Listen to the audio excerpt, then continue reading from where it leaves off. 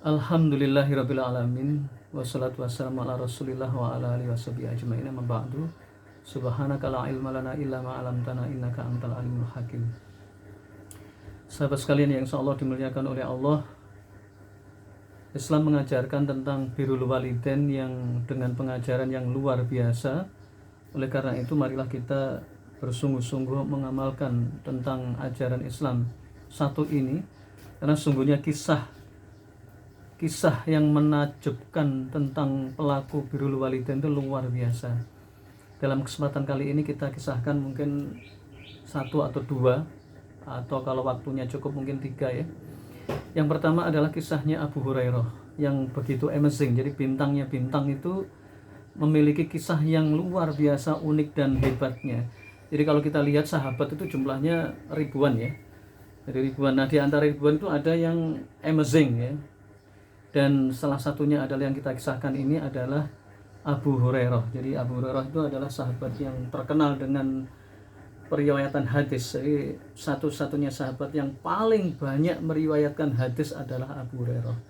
Memang Abu Hurairah tidak seperti sahabat as-sabiqun al-awwalun ya, yang awal-awal masuk Islam, tetapi Allah memberikan keistimewaan pada sahabat Abu Hurairah ini adalah beliau itu periwayat hadis ya dari Rasulullah paling banyak. Nah, kita kisahkan secara singkat. Yang pertama adalah masuk Islamnya Abu Hurairah ini adalah periode Madinah pada akhir ya, bukan pada awal, pada akhir. Jadi beliau ketemu Rasulullah itu sangat sebentar ya, sebentar saja. Tetapi Allah mendoakan, atau Rasulullah mendoakan pada Allah, minta pada Allah khusus untuk Abu Hurairah ini dengan doa yang luar biasa ya.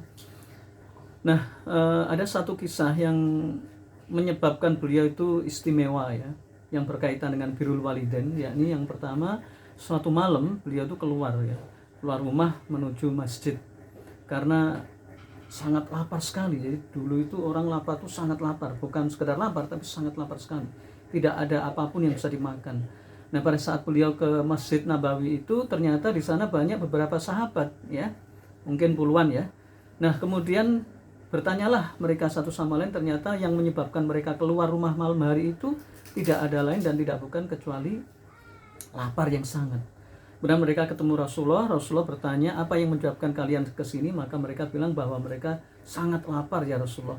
Maka Rasulullah memberikan satu piring kurma, kemudian mengatakan, dan makanlah dua kurma, dan setelah itu minumlah, insya Allah nanti kamu akan kenyang. Itulah doa Rasulullah. Doa Rasulullah itu Masya Allah. Beruntunglah orang-orang yang ketemu Rasulullah, dan beruntunglah orang-orang yang tidak ketemu Rasulullah tapi mencintai Rasulullah dan Ahlul Bait serta sahabat-sahabatnya, termasuk sahabat Abu Hurairah. Nah, kemudian ketika mereka pulang, Abu Hurairah ini makan satu dan yang satunya itu disembunyikan atau ditaruh di saku. Nah, kebetulan Rasulullah melihat dan bertanya, ya Abu Hurairah, ya Aba Hurairah, kenapa kamu makan satu? Maka Abu Hurairah mengatakan, ya Rasulullah, saya makan satu karena yang satu ini saya berikan untuk ibu saya. Maka Rasulullah menyampaikan, makanlah dua karena akan saya kasih dua kurma lagi untuk ibumu. Subhanallah. Jadi dari kisah ini saja kita sudah menyimpulkan bahwa Abu Hurairah itu orang yang sangat-sangat birrul walidain. Dan Masya Allah, jadi kalau kita kisahkan panjang ya. Nah, hikmahnya apa? Hikmahnya Allah kasih keistimewaan, yakni berupa the amazing of Abu Hurairah. Jadi Abu Hurairah ini sangat didoakan, sangat disanjung, sangat dibanggakan, sangat dimuliakan oleh Rasulullah dan para sahabat-sahabat lainnya. Dan dalam hal ini Allah kasih namanya keberkahan karena beliau birrul walidain serta sayang pada ibunya, sayang pada orang tuanya, sehingga Allah memberikan keutamaan satu-satunya sahabat yang paling banyak meriwayatkan hadis ya, paling banyak ya. Adapun sahabat lain itu masih di bawah Abu Hurairah. Misalnya istri baginda Rasul Aisyah itu juga banyak, tetapi masih banyak Abu Hurairah. Nah, yang kedua adalah Uwais Al-Qarni. Kalau tadi di kalangan sahabat yang begitu luar biasa, tidak ada orang yang tidak mendengar atau tidak membaca atau tidak tahu Abu Hurairah karena berkaitan dengan hadis. Maka yang kedua ini adalah pembesarnya tabi'in, orang yang paling zuhud, paling terkenal di kalangan penduduk langit. Jadi para malaikat sangat tersanjung, sangat kagum pada yang namanya Uwais Al-Qarni. Padahal Uwais Al-Qarni ini tidak ketemu Rasulullah, makanya tabiin, tetapi Rasulullah mengabarkan kepada Ali dan kepada Umar ibn Khattab kalau mereka berdua ketemu dengan Uwais Al-Qarni, sampaikan salam dan menyuruh mereka berdua untuk mintakan doa kepada Uwais Al-Qarni. Coba bayangkan, orang yang disebutkan Rasulullah secara khusus berarti punya keistimewaan. Nah, kita bongkar rahasia mereka, rahasia Uwais Al-Qarni tadi. Ternyata Uwais Al-Qarni itu sangat sayang kepada ibundanya, sangat luar biasa perhatian kepada ibundanya. Sampai-sampai ibundanya itu memintakan, ya Uwais, hajikan ibumu. Jadi karena saking miskinnya Uwais ini nggak punya biaya, maka beliau tidak pernah menolak permintaan orang tua untuk haji. Coba bayangkan, Anda bisa bayangkan Yaman ke Mekah itu ribuan kilometer. Maka Uwais Al-Qarni melatih dirinya untuk kuat.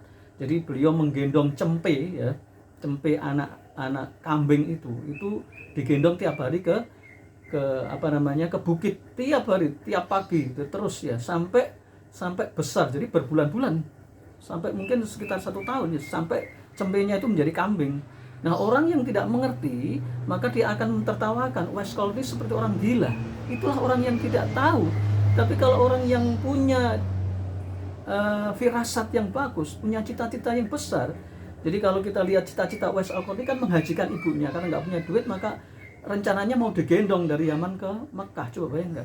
Nah, untuk melatih itu kan tidak bim salah bim, nggak ada, Superman itu nggak ada. Maka beliau melatih menggendong cempe sampai cempenya menjadi kambing. Jadi kambing digendong sampai ke bukit tinggi. Maka di situ ada sebuah hikmah. Yang pertama, kalau kita punya niat sungguh-sungguh, Allah kasih kemudahan. Yang kedua adalah kita bicara kausalitas. Maka ketika kita kausalitasnya kita nggak punya duit, kita jalan kaki, dan kalau jauh maka harus latihan. Dan pernah Al-Fakir berjalan kaki 130 km, latihannya selama 3 bulan. Jadi mulai dari subuh sampai di tempat itu maghrib, naik turun gunung, napak tilas Panglima Besar Jenderal Sudirman. Itu kalau sudah niat maka apapun bisa. Ingat, niat, al-quwatun niat. Niat itu penting sekali. Nah, yang ketiga adalah birrul walidain. Ketika kita taat pada orang tua, khususnya ibu kita, maka Allah kasih yang namanya kemudahan. Apa itu kemudahan?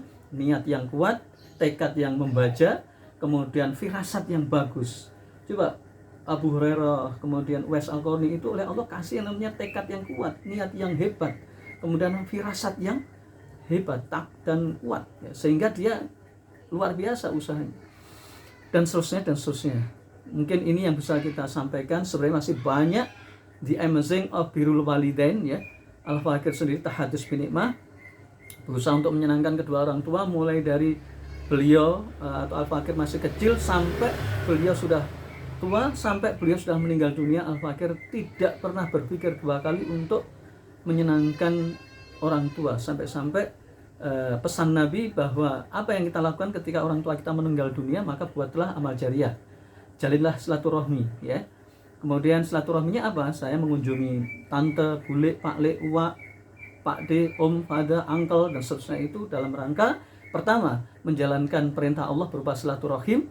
Yang kedua adalah birrul walidain, karena kedua orang tua saya meninggal, maka ketika saya dari Jakarta pulang ke Jawa Timur dan itu menghabiskan biaya yang luar biasa banyak dan besarnya, saya niatkan ini untuk amal jariah kedua orang tua saya, karena begitu besarnya. Yang ketiga, saya berusaha mendidik anak-anak saya untuk supaya suka melakukan birrul walidain, khususnya silaturahim, karena ini didikan orang tua saya. Sejak kecil saya diajarkan untuk silaturahim kemana-mana, dan hasilnya sekarang saya niatkan, Al-Fakir niatkan semua apa yang kita lakukan untuk orang tua. Sampai-sampai saya membuat televisi ini saya niatkan untuk orang tua. Mudah-mudahan Allah menerima, dan mudah-mudahan kita semua dijadikan orang-orang yang birrul walidain.